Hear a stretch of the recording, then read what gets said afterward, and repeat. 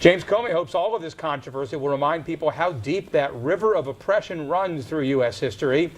Tonight we're doing just that and getting a better understanding of how blackface started and its impacts in Central Virginia. NBC 29's Lowell Rose is here to show us how it began. Good evening, Lowell. Good evening, Steve. Blackface was an act used to portray negative stereotypes against African Americans. It became popular in minstrel shows back in the 1830s, where white men would darken their face with burnt cork or shoe polish.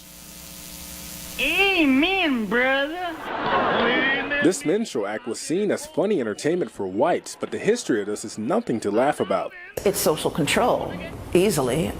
It is the way in which you begin to define black people from the moment of the late 1870s into the 1890s, the start of Jim Crow.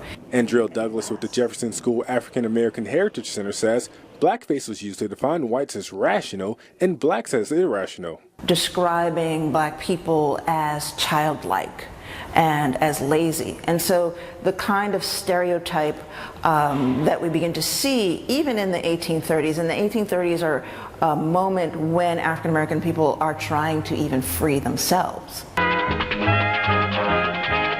It became common to see minstrel shows and productions showcasing blacks as mammy figures, childish or not smart. They used names like Jim Crow, Sambo, and Zip Coon. I think that people who believe that there is no problem with blackface are educated within a system of white supremacy, that they believe in the stereotypes that blackface suggests. During the history of blackface, some African Americans took part in darkening their face, but it was forced because they wanted to sing or act in Hollywood. This is the narrative. These are the tropes. These are the images.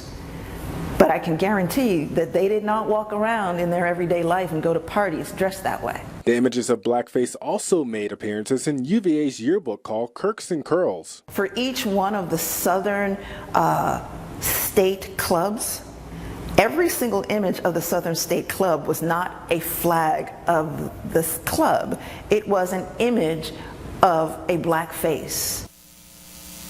And just moments ago, UVA's president Jim Ryan released a statement about UVA's yearbook. He says the school is investigating the origin of the name Corks and Curls. Ryan also acknowledges racial photos in the past yearbooks are offensive and painful, but their existence is not surprising. He said the university needs to acknowledge that history and learn from the past.